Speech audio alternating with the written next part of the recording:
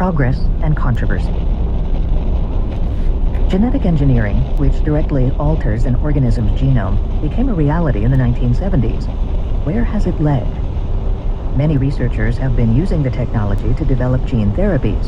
These can involve delivering needed genes to cells or altering existing genes. Section 1 summarizes the state of the field, which has had great ups and downs, as science writer Ricky Lewis notes. The first federally approved human trial started in 1990, but optimism waned later in that decade after a volunteer in a study died. Investigators have since learned how to wield the technology more safely, and in 2017 the U.S. Food and Drug Administration approved the first gene therapy. In fact, it approved 3, 1 for an inherited form of vision loss and 2 for cancer. A tool called CRISPR is now taking the research world by storm. It enables scientists to alter specific genes with amazing precision and ease. Some say it could revolutionize gene therapy, as the RNA revolution reports. Researchers are developing gene therapies to treat many disorders. In Section 2, we provide detail on the approaches being investigated, including 2 therapies for cancer using synthetic immune cells and specially engineered viruses, heart disease, amyotrophic lateral sclerosis, known as the Graves' disease, which also afflicted Stephen Hawking. Genetic engineering is also enabling scientists to pursue other, almost fantastical research for the future of medicine. Work highlighted in Section 3. Researchers in synthetic biology are reprogramming cells, turning them into biological devices that can detect and perhaps even treat selected diseases. Others are manipulating genes to convert readily accessible cells, such as skin cells, into stem cells, which have the ability to develop into multiple cell types. These induced pluripotent stem cells avoid the ethical issues raised by obtaining stem cells from embryos. They may one day be implanted to replace damaged cells, such as those lost to Parkinson's disease. Stem cells have even been coaxed to form miniature brain parts, studies of which could help to clarify brain development and the processes underlying neurological disorders. Investigators are also using genetic engineering in efforts to grow potentially transplantable human organs in animals. Another goal of genetic engineers is improving crop yields. Genetic modification of crops is common today, and efforts are underway to develop varieties that can resist harsh growing conditions, such as aridity and salinity. Many in the public worry about the health risks of genetically modified foods. David H. Freeman confronts these concerns, and Emily Waltz reports on the first genetically modified animal salmon sold in Canada. Still another aim of genetic engineering is saving species. Section 5 shines light on that aspect, including efforts to revive the American chestnut and to protect native species of the Galapagos from invasive organisms. Of course, technologies for genetic manipulation have raised some difficult ethical issues, such as, should manipulation that will be passed down through generations be allowed? At the same time, the ability to use gene-drive technology to spread selected genetic traits through populations of insects or other organisms, particularly those deemed to be pests, raises the prospect that the technology may be used as a weapon of war or may have unintended consequences. Turn to Section 6 for articles that focus on these challenges. This book is your guide to the promise and pitfalls of an astounding scientific advance. Ricky Resting, book editor. Section 1. Gene therapy for the 21st century. Gene Therapy's Second Act by Ricky Lewis. Gene therapy may finally be living up to its early promise. In the past 6 years, the experimental procedure for placing healthy genes wherever they are needed in the body has restored sight in about 40 people with a hereditary form of blindness. Doctors have seen unprecedented results among another 120-plus patients with various cancers of the blood, several of whom remain free of malignancy 3 years after treatment. Researchers have also used gene therapy to enable a few men with hemophilia, a sometimes fatal bleeding disorder, to go longer without dangerous incidents or the need for high doses of clotting drugs. The positive results are even more impressive, considering that the field of gene therapy essentially ground to a halt in 1999, following the untimely death of Jesse Gelsinger, a teenager with a rare digestive disorder. Gelsinger's immune system reacted to the gene treatment he received by launching a counterattack of unexpected ferocity that killed him. Gene therapy's preliminary successes in the 1990s, it turns out, had fueled unreasonably high expectations among doctors and researchers, and perhaps a bit of hubris.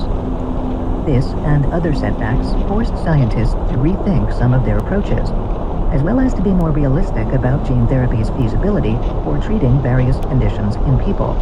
Investigators curbed their hopes and returned to basic research. They examined potentially fatal side effects, such as those experienced by Gelsinger, and learned how to avoid them. And they paid more attention to explaining the risks and benefits to volunteers and their families. The turning point, in the view of many observers, came in 2008, when doctors treated then 8-year-old Corey Haas for a degenerative eye disorder that caused his sight to deteriorate.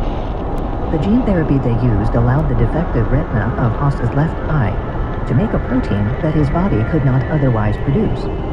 Within 4 days, he took a trip to the zoo and found, to his delight and astonishment, that he could see the sun and a hot air balloon. 3 years later, he underwent the same treatment in his right eye. Now Haas sees well enough to go turkey hunting with his grandfather. Although gene therapy is still not available in hospitals and clinics, that is likely to change in the next decade.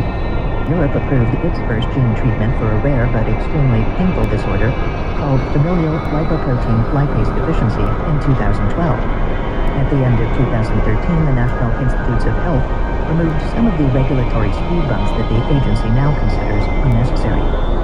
Gene therapy, after its lost decade, is at last beginning to fulfill its destiny as a revolutionary medical treatment.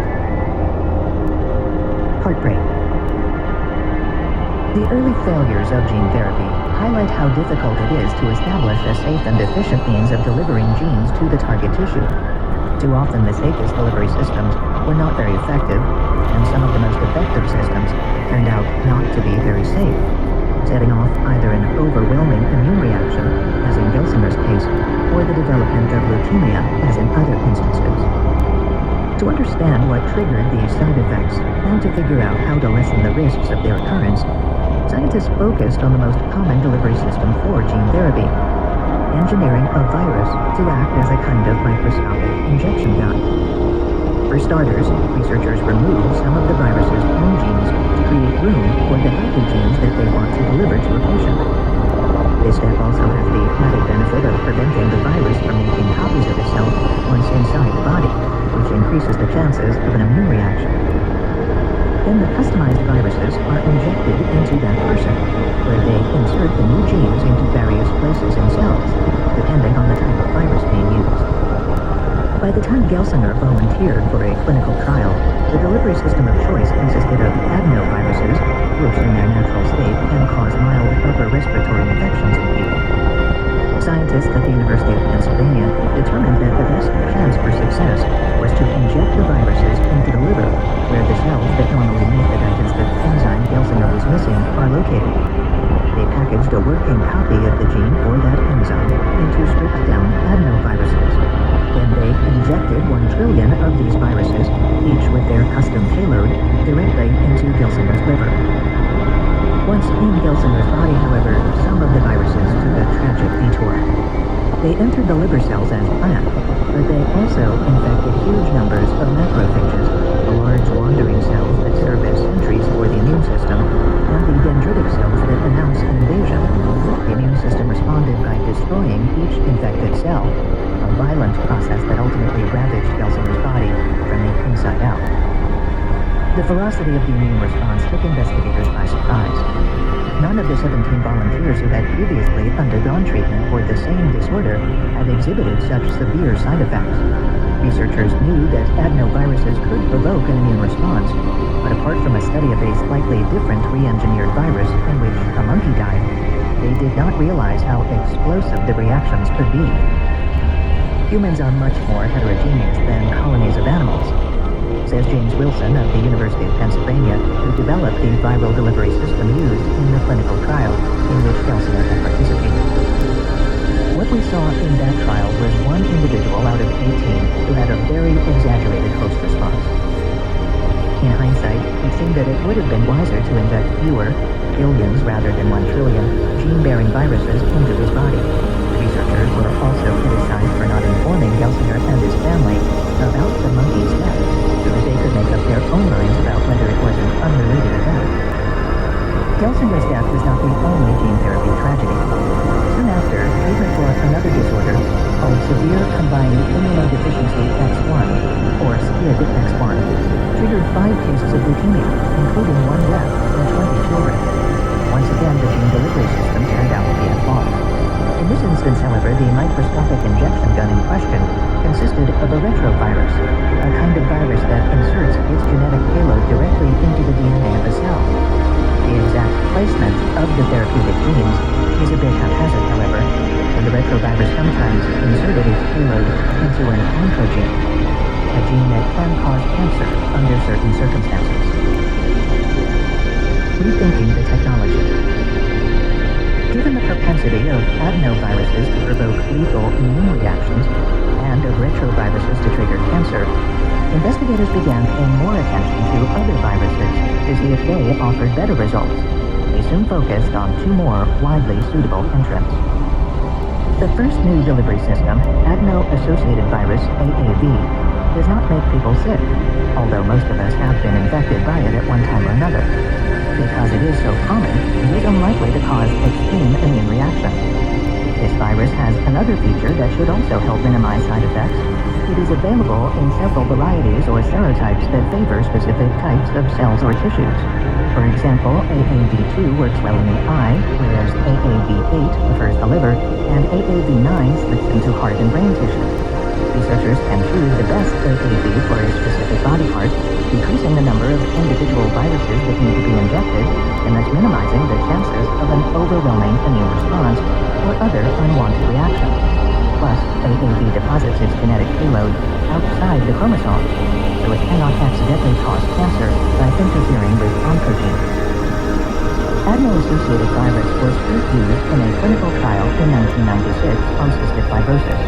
Since then, 11 serotypes have been identified, and their parts have been mixed and matched to engineer hundreds of seemingly safe and selective delivery tools.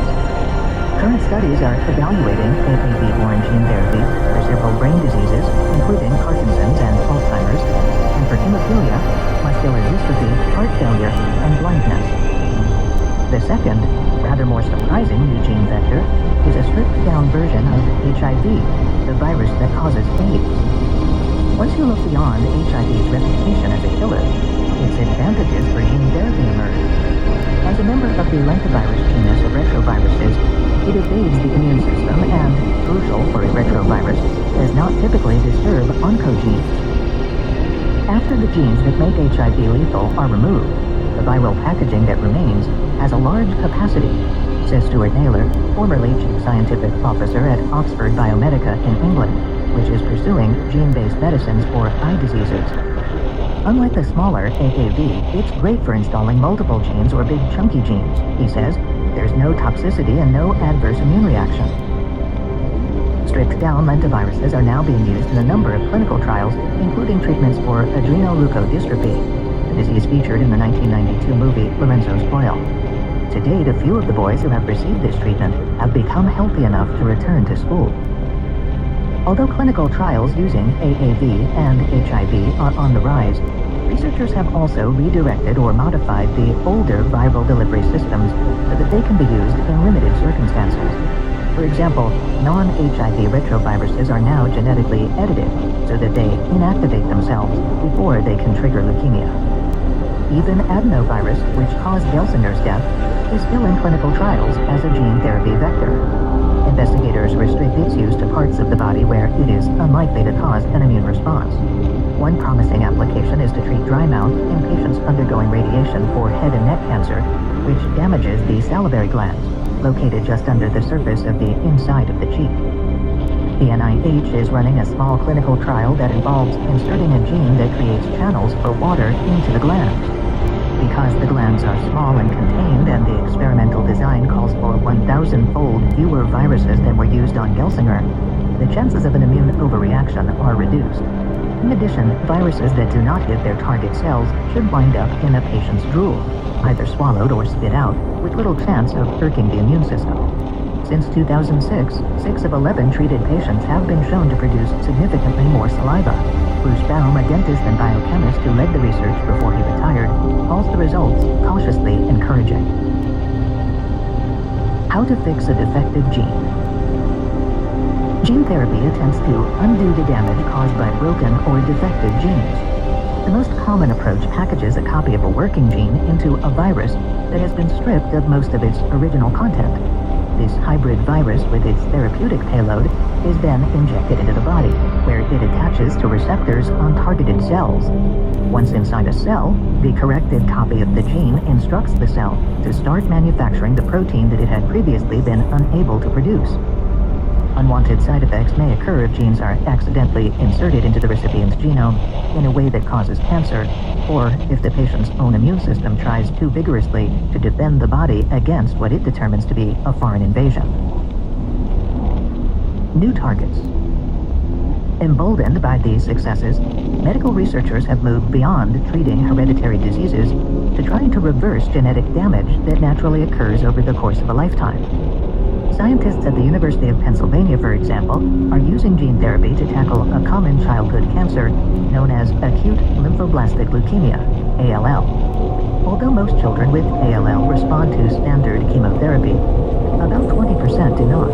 Researchers are turning to gene therapy to turbocharge these children's immune cells to seek out and destroy the recalcitrant cancer cells. The experimental approach is particularly complex and is based on so-called chimeric antigen receptor, CAR technology. Like the chimera of Greek mythology that is made up of different animals, a chimeric antigen receptor consists of 2 molecules from the immune system that are not normally found together. Some immune cells, known as T cells, are then outfitted with these chimeric antigen receptors, which allow the cells to target proteins that are found in greater numbers on a leukemia cell. The fully armed and deployed T cell then destroys the cancer cell. The first test subjects were adults with chronic leukemia who responded favorably. The next attempt, with a child, exceeded the researchers' wildest dreams. Emily Whitehead was 5 in May 2010 when she was diagnosed with leukemia.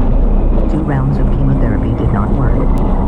In the spring of 2012, she was given a 3rd chemotherapy dose that would have killed an adult, and she still had lesions in her kidneys, liver, and spleen. Says Bruce Levine, one of Whitehead's doctors. The girl was days from death. Doctors took a sample of Whitehead's blood and isolated some of her T cells. They then injected the sample with lentiviruses that had been outfitted with the appropriate genes. After a rocky start, which fortunately responded to treatment, Whitehead quickly improved. 3 weeks after treatment, a quarter of the T cells in her bone marrow bore the genetic correction. Her T cells began homing in on the cancer cells, which soon vanished. In April, she had been bald, Levine recalls. By August, she went to her first day of 2nd grade. Although Whitehead's modified cells might not last forever, in which case doctors can repeat the treatment, this beautiful girl with shaggy brown hair has been free of cancer for about 2 years. And she is not alone. By late 2013, several groups of researchers reported that they had used the CAR technique on more than 120 patients for Whitehead's form of leukemia and 3 other blood cancers. 5 adults and 19 of 22 children have achieved remission, meaning that they are currently cancer-free. Into the clinic. With safer viral delivery systems in hand, gene therapy specialists are now tackling the greatest challenge that any new drug faces, earning the approval of the U.S. Food and Drug Administration. This daunting step requires so-called Phase 3 clinical trials, which are designed to assess efficacy in a larger group of volunteer patients and typically take 1 to 5 years to complete. The time varies widely. As of the end of 2013, about 5% of approximately 2,000 clinical trials for gene therapy had reached Phase 3. One of the furthest along is aimed at Libra congenital amaurosis, the condition that was robbing Haas of his sight. So far, several dozen patients have had corrective genes inserted into both eyes and are now able to see the world. China was the first country to approve a gene treatment in 2004 for head and neck cancer. In 2012, Europe approved a gene therapy-based drug called Libra to treat familial lipoprotein lipase deficiency. Working copies of the mutant gene wrapped in AAV are injected into the leg muscles. Netherlands-based company Untitled cure, is in early talks with the FDA about approval in the U.S. One potential stumbling block: the price tag for a single curative dose is $1.6 billion, but that cost may come down as researchers develop more efficient procedures.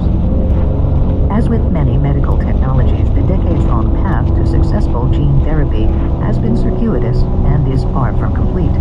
But as gene therapy accumulates more success stories such as Corey Haas and Emily Whitehead, it is moving closer to becoming a mainstream medical treatment for some disorders and a promising new option for others. Originally published, Scientific American 310, Volume 3, 52 to 57, March 2014.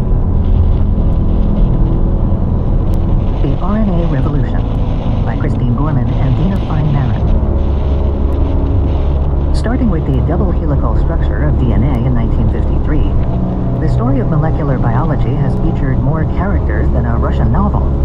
Biologists have identified tens of thousands of molecules that direct and shape the organized chaos within the body's cells, and they have exploited those findings with thousands of drugs and treatments. For decades, the stars of the drama came from two camps: DNA, or deoxyribonucleic acid, which acts as a near-permanent repository of genetic information, and proteins, which do the gene's handiwork. Protein discoveries have led to such medical advances as synthetic insulin, interferon, and next-generation anti-cancer drugs.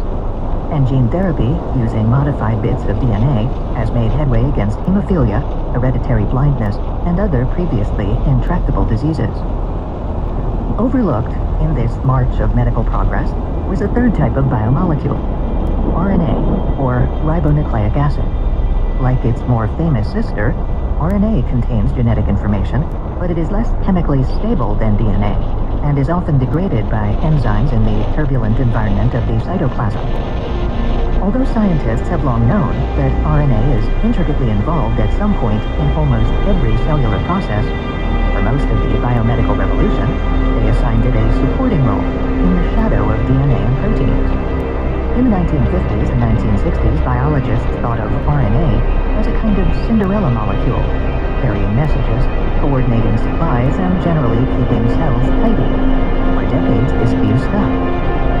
But that was before a few fairy godmothers and godfathers gave RNA a stunning makeover. A series of discoveries in the late 20th century revealed new forms of RNA that were nothing like humble housekeepers. On the contrary, these RNA molecules exerted an astonishing degree of control over the behavior of DNA and proteins, targeting specific molecules to increase or decrease their activity.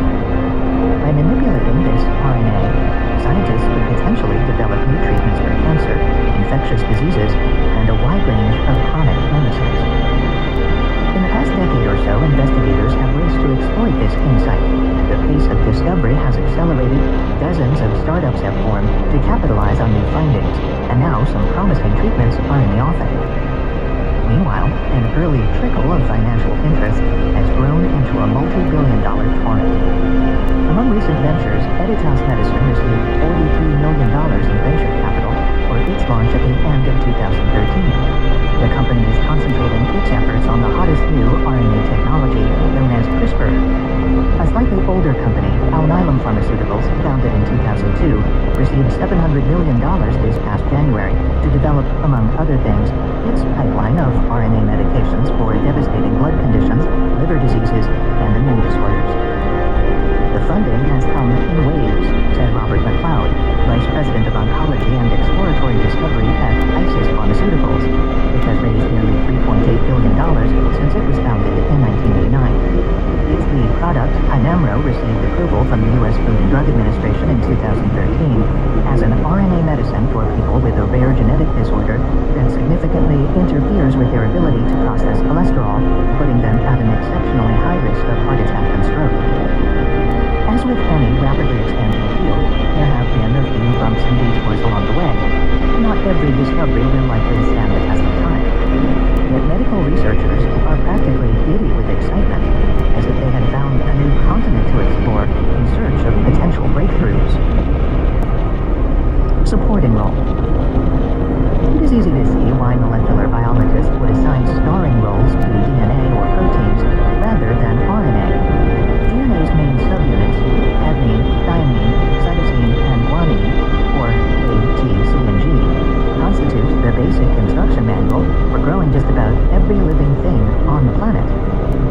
one of the most important processes that DNA provides directions or codes for is the creation of proteins. Proteins, for their part, give cells their three-dimensional structure and allow them to perform many jobs. They provide the skin's youthful spring and the heart's lifelong strength. They also turn DNA on and off in response to environmental cues, determine how well cells use sugar, and regulate the ability of neurons to relay signals to one another in the brain. The vast majority of today's medicines, from aspirin to Zoloft, work by manipulating proteins, either by blocking their function or by altering the amount that is produced. Just because most medications affect proteins, however, does not mean that investigators have been able to develop drugs that act on all the proteins they would like to target. The most common pharmaceutical remedies consist of small molecules that can survive being swallowed and pass through the acidic interior of the stomach.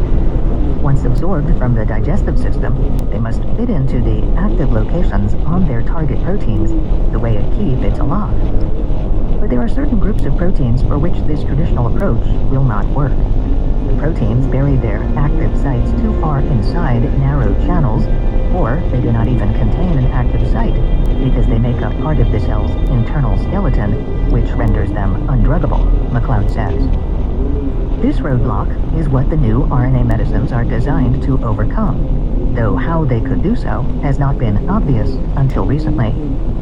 As biologists have long known, RNA serves as a talented go-between, copying or transcribing DNA's instructions into a complementary sequence, matching a C for every G, for example, and then translating that code into three-dimensional proteins. So-called messenger RNA, mRNA, which is generated in the nucleus, travels to the cytoplasm where structures called ribosomes and transfer RNA, tRNA, work together to read the message and connect amino acids, nitrogen-containing compounds, into long chains that become proteins.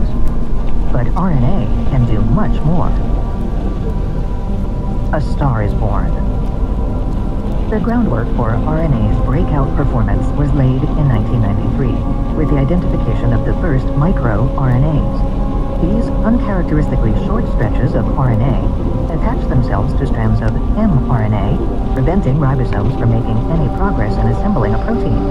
Cells apparently use microRNAs to coordinate the production schedule of many proteins, particularly early in an organism's development. 5 years later, researchers made another breakthrough when they demonstrated that different short RNA molecules effectively silence the translation of a gene into protein by cutting up mRNA. That landmark discovery later netted a Nobel Prize in 2006. By this point, everyone, not just RNA specialists, was seemingly interested in using the once overlooked molecule to influence how proteins were formed. The disruption of mRNA by short RNA molecules was coined RNAi, or RNA interference, and the latter molecules were given such names as siRNA, or small interfering RNA. Meanwhile, a wide range of scientists realized that they might be able to deal with undruggable classes of proteins by moving the action further upstream, at the RNA level of the protein manufacturing process. To date, more than 200 experimental studies of either microRNAs or siRNAs have been registered through the U.S. government's database of clinical trials for the diagnosis or treatment of everything from autism to skin cancer. Among the most promising are treatments for Ebola virus, an extremely deadly pathogen that terrorism experts fear could be turned into a bioweapon, and hepatitis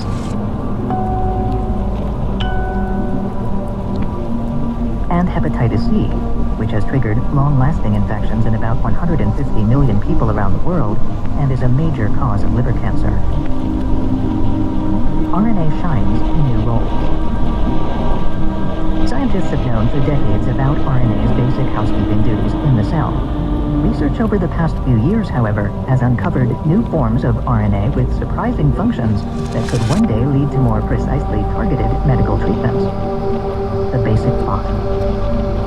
Cells start the process of manufacturing proteins by copying or transcribing the genetic code found in DNA into long complementary sequences of messenger RNA, or mRNA. The mRNA then travels outside the nucleus, where ribosomes, which are in large part made of ribosomal RNA, or rRNA, translate the message into a growing protein molecule by linking specific amino acids together.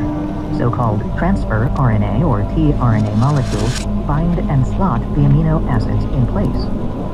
New twists. Recently discovered types of RNA can direct specialized proteins to block certain cellular processes from happening, or even silence them entirely. Researchers are adapting these pathways to develop new, more precise medical treatments. The so-called CRISPR system gained prominence as a genetic engineering tool in 2012. Scientists create a guide strand made up of RNA that complements the exact genetic sequence in the DNA that they want to modify. Then they attach the guide strand to a protein that cuts DNA in two. The combined RNA-protein complex searches out the targeted DNA sequence and permanently disrupts it. Small bits of corrected DNA can also be added at the same location in a separate process. Investigators create small interfering RNA, siRNA, molecules that complement the section of the messenger RNA they want to disrupt. The siRNA is then taken up by a complex of proteins that cut the singled-out mRNA at the spot indicated by the siRNA. Researchers hope to manipulate microRNA, which gives cells the ability to change the production of specific proteins to treat a range of diseases. Because the RNA of the microRNA does not have to be a perfect match for the mRNA whose translation is being affected, a small number of microRNAs can temporarily alter production of many different kinds of proteins. What's next? Whereas medications containing microRNA or siRNA are furthest along in the race to the clinic, another generation of aspiring starlets is now waiting in the wings. These potential medications would work even further upstream on the DNA molecule itself. One of the approaches is based on CRISPR sequences found in the DNA of many single-celled organisms and was enthusiastically described in Science as the CRISPR craze. The other, which depends on the existence of molecules known as long non-coding RNAs, or Lnc Rnas, still faces some skepticism about its utility. CRISPR stands for Clustered Regularly Interspaced Short Palindromic Repeats, which are oddly repetitive stretches of DNA found in bacteria and archaea, bacteria-like organisms. These quirky sequences, in turn, interact with proteins known as CRISPR-associated or Cas proteins. Together, CRISPR and various Cas proteins form a microbial defense system against viruses. The proteins have one job: to cut DNA in two. They are guided to specific stretches of viral DNA by complementary strands of RNA. Where does the RNA come from? In a microscopic version of jiu-jitsu, cells grab the RNA from the invading virus, turning it into a double agent that guides the Cas proteins to the exact spot where they need to cut. Although CRISPR elements were first observed in bacteria in 1987, scientists started adapting the system to a wide range of animal, including human, tissue only in 2012. By creating their own guide strands of RNA, investigators could direct the Cas proteins to cut DNA molecules in the nucleus at very precise locations. In essence, they had turned the bacterial defense mechanism into a precision gene editing tool. Such exquisitely targeted technology could potentially revolutionize gene therapy, perhaps sooner rather than later. Currently, clinical investigators are only able to inject corrective DNA into patients with defective genes in a scattershot manner, hoping that at least some genetic material manages to start working in the right place. Fully developed CRISPR-Cas technology could change that by allowing researchers to choose precisely where a patient's DNA should be modified. We're going to be seeing quite a few gene therapy trials using CRISPR in the next year, says Georgian Church, a professor of genetics at Harvard Medical School, co-founder of Editas and scientific advisor to Scientific American. It basically works right out of the box, he adds. You can take it out of bacteria with minimal changes. Almost every guide RNA you'd want to make goes to a place that works. It's fast and it's permanent. Church expects that Editas will proceed to clinical trials quickly after first completing animal studies. Other recently launched CRISPR-centric companies include Caribou Biosciences and eGenesis. Finally, the most controversial of the latest RNA discoveries concerns Lnc Rnas.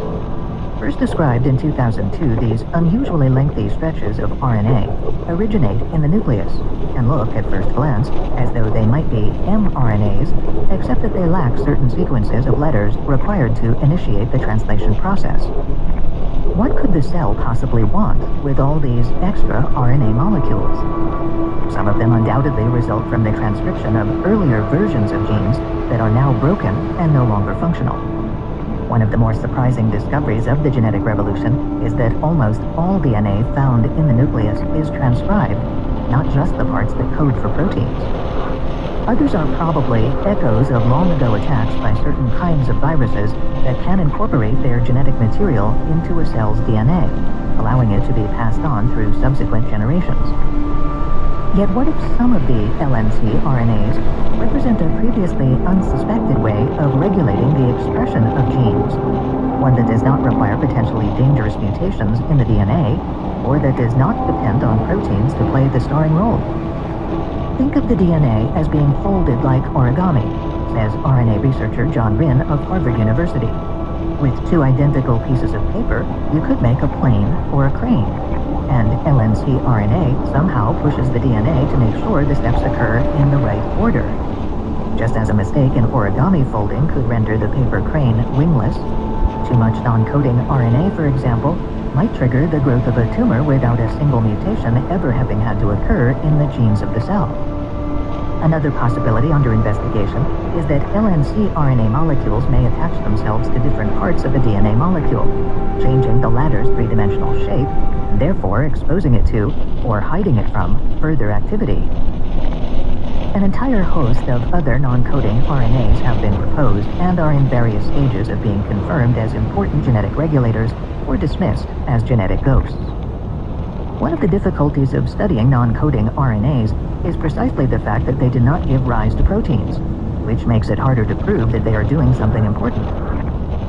I think it's just the early days yet, says John Maddock, a leader in research into non-coding RNA and director of the Garvan Institute of Medical Research in Australia. There's a whole new world emerging here. Meanwhile, considering the broad range of RNA compounds that are being designed and tested brings up what may be the molecule's most appealing feature, its simplicity.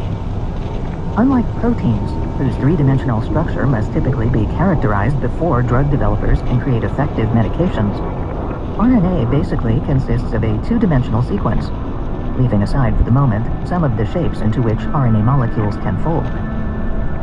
It's reducing a three-dimensional problem, where the small molecule has to fit perfectly into the protein in a lock and key type fit, to a two-dimensional linear problem, Isis McLeod says. Thanks to the Human Genome Project, researchers already know the most important sequences in the genome. All they need to do is synthesize the complementary RNA strand, and they have created the bullseye for their efforts. Figuring out how to put theory into practice is still a struggle, of course, but for now at least, the magical glass slipper appears to fit. A new shot against hepatitis C. 25 years ago, no one had even heard of the hepatitis C virus. Today, it is a leading cause of liver cancer and a major reason why people get liver transplants. Globally, it kills about 350,000 people a year. In the US, more people now die of hepatitis C than of AIDS. The infection can be cured, albeit with debilitating side effects. Standard treatment with interferon and ribavirin causes fever, headaches, fatigue, depression, and anemia. Such therapy may last as long as 11 months and clears the infection in 50 to 70% of cases. The recent addition of protease inhibitors, a class of medications that was first used against HIV, has improved cure rates and lessened treatment time. Unfortunately, the newer drugs work only against the type of hepatitis C most common in North America, Europe, and Japan, so they are not equally effective around the world. RNA medications may better that outlook. In 2013, researchers showed that targeting a particular microRNA in liver cells with an experimental drug called miraversin dramatically decreased the amount of hepatitis C virus in most patients receiving treatment, in some cases to undetectable levels. The experimental medication consists of a short sequence of DNA whose letters are exactly complementary to the RNA letters found on the microRNA, allowing the drug to home in on its objective precisely. The microRNA in question, known as miR-122, plays a key role in the production of many proteins in the liver. It seems to enhance their manufacture, however, rather than suppressing it, as so many microRNAs do. Once the hepatitis C virus gains entry to a cell, it attaches itself to miR-122, ensuring that multiple viral copies are made.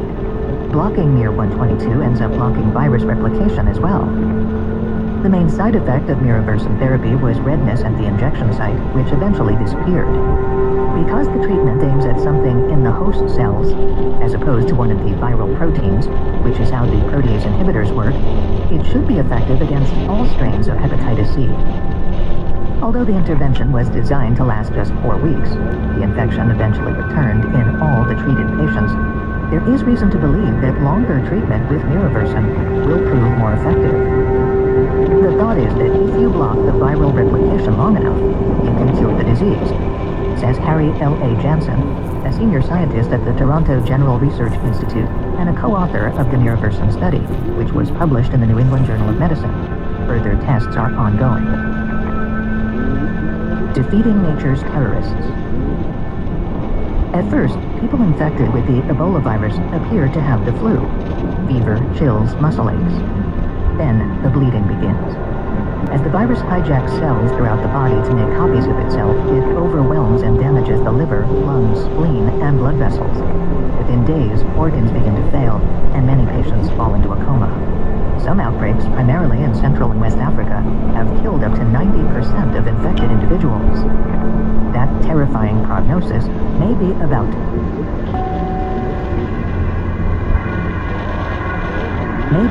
to change. Using so-called small interfering RNA, or siRNA, Thomas W. Geisbert, now at the University of Texas Medical Branch at Galveston, and his many collaborators have devised a highly promising treatment that has saved the lives of 6 monkeys infected with the virus. As reported this past January, the treatment has also passed its first safety test in an uninfected human volunteer. One of Geisbert's collaborators, Ian McLaughlin of Burnaby, British Columbia-based Techmira Pharmaceuticals, and his team have received a $140 million grant from the U.S. Department of Defense to develop the therapy further. Working together, the scientists engineered an siRNA to prevent the Ebola virus from making a particular protein, without which it cannot replicate itself. If you knock out that one in theory, you knock out everything, Geisbert says. The researchers also designed another siRNA to thwart manufacture of a second protein that the virus uses to weaken an infected individual's immune system. There is no danger of the siRNAs interfering with typical cellular duties because the targeted viral proteins do not exist in the cells of humans or other mammals. McLaughlin and his colleagues encapsulated the lab-made siRNAs in little bubbles of fat that cells would readily transport across their membranes. Then they injected the preparation into several rhesus macaques which had been infected with Ebola virus less than an hour earlier. In one study, 2 of 3 monkeys given a total of 4 doses of the treatment in the first week after exposure survived. In a second study, designed to test the effectiveness of a higher dose, all 4 monkeys that received 7 siRNA injections lived. Tests revealed that the treated monkeys had far fewer virus molecules in their blood than is typical for an infected animal. Macaques tolerated the siRNA injections well, and those that survived were still healthy 30 days later. The study was a milestone, says Gary Kobinger of the University of Manitoba, who was working on a different Ebola treatment based on antibodies. He believes Geisbert and his team are leading the effort toward clinical development. Originally published, Scientific American, 310, Volume 4, 52-59, April 2014. An on-off switch for genes, by Jim Kozubak. Humans don't molt, R.J. Kirk tells me. Kirk is a billionaire geek who runs his offices out of West Palm Beach, Florida, a balmy land of pelicans and tangled mangroves. He built his fortune on conventional medications that can be taken as a pill, and I had phoned to talk about his newest endeavors in biotech.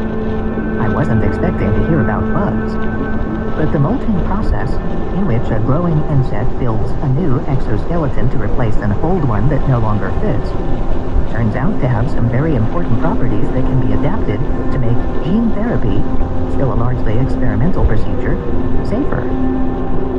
Doctors would like to deliver copies of working genes to people to treat a variety of hereditary ills.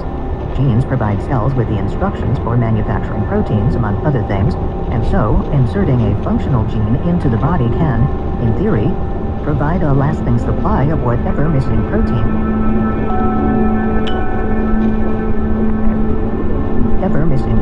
a patient might need. But gene therapy has had a troubled history, in part because scientists cannot precisely control where a new gene inserts into a cell's DNA and how active it is once there, which determines how much protein is produced.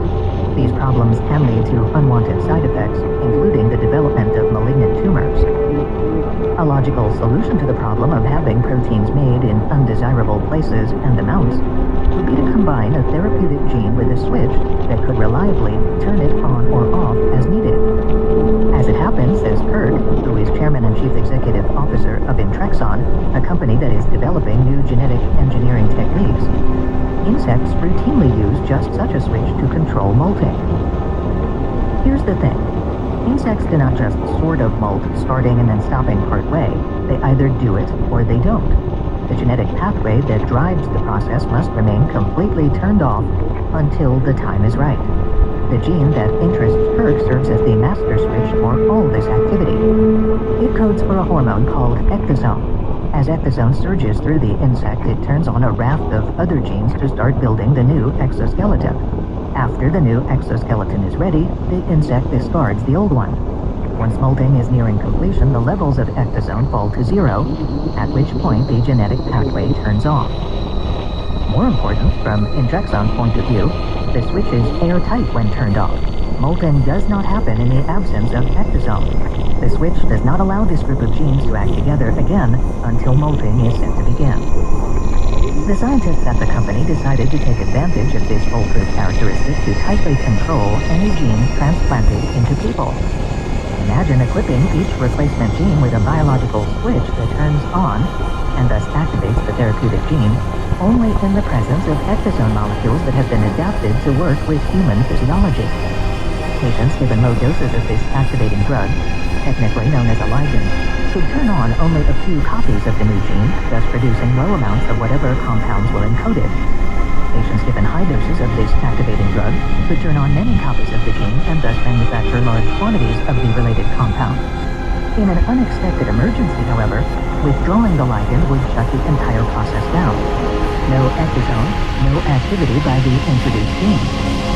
As an added bonus, the ecdysone would not interfere with any other gene, which biologists call crosstalk, because the human body does not otherwise use or need the hormone to regulate genetic activity. Or, as Kirk puts it, humans don't molt.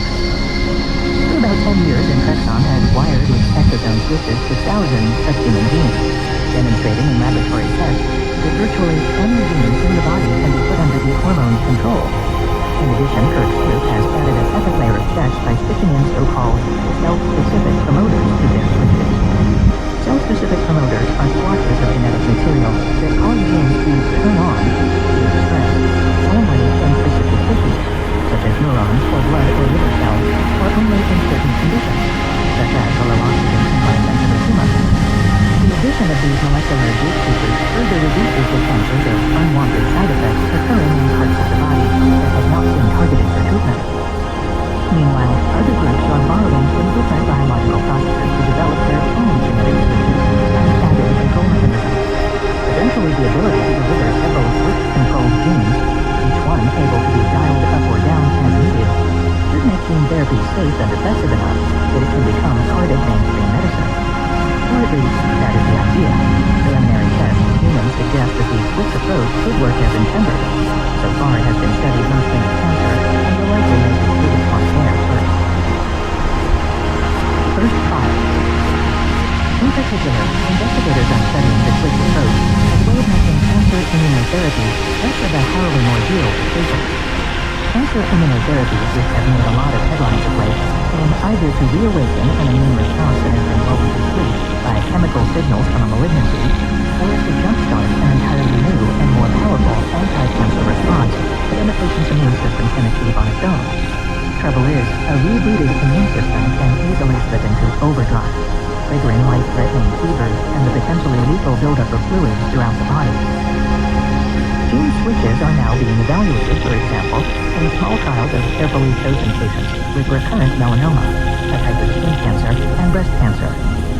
Doctors inject one or two tumors in these individuals with genes designed to boost production of cytokines, signaling molecules such as interferon and various interleukins that the immune system uses to monitor and adjust the fight against tumors.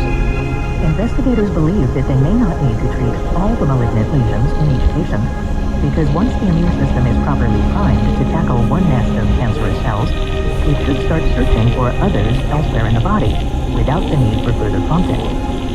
Cytokines trigger a wide range of physiological reactions, from opening up blood vessels so that immune cells can rush to the scene of an infection, to activating ruthless killer T cells, which, among other things, specialize in destroying cancerous cells. But to date, doctors have not been able to treat patients successfully with one of the most powerful cytokines, known as interleukin-12 or IL-12. This failure stems in part from IL-12's propensity for unleashing a cytokine storm, in which the immune system seemingly goes on a rampage against the body. In the bloodstream, IL-12 can cause a sharp drop in blood pressure, difficulties with lung function, and heart problems, which together can easily lead to organ failure and death.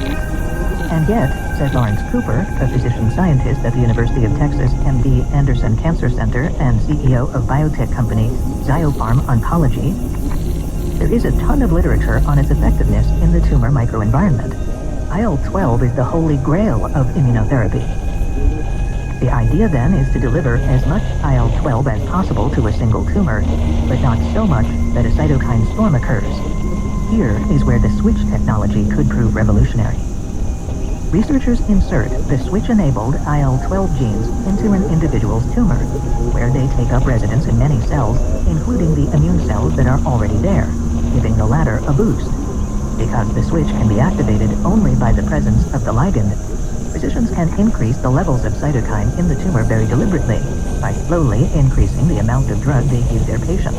If a cytokine storm starts to develop, they can skip the next scheduled dose, thereby averting the worst of the damage. Xiopharm, which is working with Intrexon to develop switch-enabled cytokine treatment in people, reports encouraging results so far. Kirk acknowledges that they might have chosen to test their approach on something less potent than the IL-12 gene, where the slightest misstep could prove fatal. But, he says, we chose one of the hardest genes because we wanted to pressure test the switch. In other words, when it counts most, does a switch that has been turned off remain completely off? Results from 2 safety studies conducted at several medical centers and totaling fewer than 40 patients suggest that the answer is yes, although no one was cured, the switch-controlled regimen appeared to be reasonably safe. As anticipated, a few patients did begin showing signs of a dangerous overreaction, but it dissipated soon after they stopped taking the ecdysone pills. The researchers also found hints that the therapy could be helpful. In one of the studies, they injected the gene plus switch combination into 12 people with metastatic breast cancer. Each of them had already endured an average of 8 previous cancer treatments, with diminishing hopes of survival. For various reasons, investigators were able to evaluate the new therapy's effect in only 7 patients, however. The IL-12 treatment shrank some of their tumors, and in 3 people the disease appeared to remain stable, at least for the short duration of the trial. The second safety study, in 26 patients who had been treated an average of 6 different times for metastatic melanoma, showed an uptick in cytokine levels and other cancer-fighting activity. In May 2015, Xiopharm initiated another study using switch-enabled IL-12 as an experimental treatment for glioblastoma multiforme, a particularly aggressive type of brain cancer. Riboswitches. Richard Mulligan of Harvard Medical School has been working on a different kind of switch. His approach features small, naturally occurring RNA molecules called ribozymes. First described in the 1980s, ribozymes are like enzymes in that they catalyze chemical reactions in the body. But most enzymes are proteins, and ribozymes consist of RNA. In a feature useful for switches, some ribozymes also have the ability to cut themselves up and induce genetic molecules to which they have been attached to self-destruct.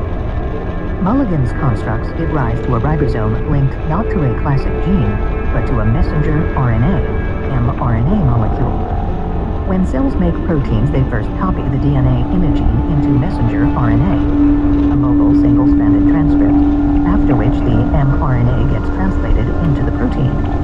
From the cell's point of view, the addition of a stretch of DNA or its corresponding mRNA should result in the same outcome, production of a specific protein. As a first step, researchers assemble and inject a strand of DNA that codes for a self-cleaving ribozyme plus the selected therapeutic protein. If a human cell transcribed the synthetic DNA into mRNA, the ribozyme portion would cut itself, causing the rest of the mRNA molecule to appear defective. The surrounding cellular machinery would then break the mRNA apart and cause the entire process of building a protein to grind to a halt. It would be as if the gene had been turned off. Starting in 2000, Ronald R. Breaker and his colleagues at Yale University showed how to protect the mRNA, but also to turn off protein synthesis when desired. The trick was to link the ribozyme to an additional molecule called an aptamer, which is a kind of sensor that is designed to be activated by a drug. In the presence of the drug, and only in the presence of the drug, the sensor changes shape in a way that prevents the ribozyme from destroying the mRNA. With the full length of mRNA intact, the cell makes the protein. When the drug that acts on the sensor is withdrawn, the ribozyme and the mRNA self-destruct. By 2004, Mulligan and his colleagues were regularly equipping his ribozyme switches with carefully customized drug-sensitive sensors, and he continues to hone the technology today. The sensors can be designed with great specificity, Mulligan says, further reducing the chances of unwanted side effects. As with ecdysone, the mRNA that is connected to the riboswitch would allow production of the protein only if the patient swallowed the appropriate pill. Take the pill, and you have, in effect, turned on a gene. Stop the pill, and the gene stays off. Multiple switches. Although single-gene switches are not yet perfected, investigators can envision a not-too-distant future in which multiple switches become the norm, allowing increasingly precise control of gene therapy. Combining switch-enabled gene therapy with other anti-cancer regimens may also bear tremendous fruit. Already, MD Anderson's Cooper, for example, is combining a couple of switch-enabled genes with a cell-based cancer treatment. The genes will contribute interleukin-12 and another cytokine, interleukin-15. Lab tests suggest that IL-15 makes IL-12 even more effective at rallying immune cells. The third part of this experimental treatment, the cells, is a group of genetically engineered immune cells called CAR T cells that are better able to direct their firepower on cancerous tissue than naturally occurring immune cells can. Adding switch-bearing IL-12 and IL-15 genes to the CAR T cells should allow Cooper to boost the cell's potency and effectiveness. Because the gene switches and their respective activators will allow him to adjust the levels of IL-12 and IL-15 independently, he should be able to fine-tune the treatment to produce the best results with the least amount of IL-12, thereby further reducing the risk of unleashing a cytokine storm. With a touch of whimsy, Cooper calls this new suite of engineered cells remote control CARs. Many technical hurdles must still be overcome, but the potential arc of progress is beginning to take shape. If inserting new genes into our bodies in the 1990s was genetic engineering 1.0, then the switch-based control of our genes is genetic engineering 2.0. Someday, many of the pills that doctors give patients may be used to switch on various transferred genes at precisely the right place and time in the body, instead of flooding every organ and tissue with the powerful pharmaceutical agents that act both where they are needed and elsewhere, causing side effects. Many drugs will no longer be manufactured in giant vats and so-called bioreactors in pharmaceutical facilities.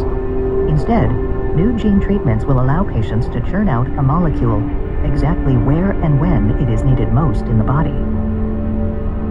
Originally published, Scientific American 314, Volume 1, 52 to 57, January 2016. Section 2. Fighting Cancer and Other Diseases. Cancer Killers by Avery D. Posey Jr., Carl H. June, and Bruce L. Levine. Tumor immunologists have known for decades that the immune system can be an important ally in the fight against cancer. Most early attempts to recruit its potential proved disappointing, however. It turns out that investigators had not done enough to stimulate a key component of the immune system, a kind of master sergeant called the T cell.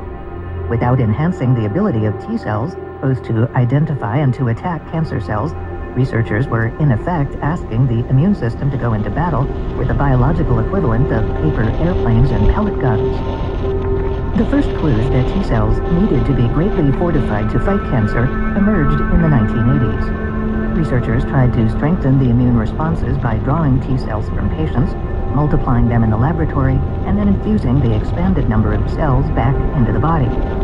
That approach helped some people, but typically did not work for long. The cells tended to exhaust themselves and shut down soon after delivery. Various groups of investigators then began addressing the problem in different ways.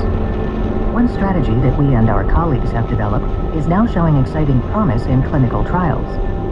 Back in the mid-1990s, while trying to discover new treatments for HIV, two of us, June and Levine, created an improved technique to turbocharge T cells drawn from patients, making the cells more abundant, powerful, and longer acting than previous methods could achieve. Then, about a decade ago, a new way of genetically altering T cells became available that would allow them to efficiently home in on and attack certain kinds of cancer, such as leukemia and lymphoma, that originate in various types of white blood cells. In the past few years, these synthetic immune cells, known as chimeric antigen receptor T, or CAR T cells, have been tested in dozens of studies, collectively involving close to 1,000 patients with advanced cases of leukemia or lymphoma. Depending on the disease, half or more of those patients are now living longer than expected, and hundreds appear to be cancer-free. A consensus is building among cancer researchers that treatment with CAR T cells, either alone or in combination with other therapies, will eventually provide durable cures for certain blood cancers. The next hurdles will include confirming if this type of therapy can be effective against other kinds of tumors and better controlling the side effects, some of which can be fatal. But the success so far, which involved tackling a series of difficult challenges over the course of about 20 years, is heartening. Turbocharged T cells. When we started on the road that ultimately led us to CAR Ts, our first task, simply figuring out how to enhance the cell-killing powers of T cells from patients, was anything but simple. To become activated, T cells must receive signals from a different group of immune system players called dendritic cells. Only after receiving such instructions can T cells achieve their full potential, dividing and producing extra copies of themselves, all primed against the same target, and releasing chemicals called cytokines that boost the body's immune response even further. After a few days, the T cells quiet down, allowing the body and the immune system to return to normal. In the mid-1990s, while working on HIV, June and Levine decided to improve on this natural process by stimulating T cells in the lab. Our goal was to take some T cells out of a patient, activate them, encourage them to multiply many more times than was possible within the body, and inject them back into the same person, where we hoped they would boost the ability of the patient's immune system to fight HIV and the other infections that plague people with AIDS, the end stage of HIV infection. But first, we needed to find a good way to activate the T cells. In theory, we could expose them to dendritic cells that were also isolated from each patient, but dendritic cells vary substantially in number and quality, especially in people with HIV or with cancer. To get around the problem, we decided to develop artificial substitutes for the dendritic cells. Eventually, we settled on tiny magnetic beads that we coated with two proteins able to mimic and improve on the dendritic cell's stimulatory behavior. Then we collected T cells from the blood of patients and energized them with our all-purpose beads.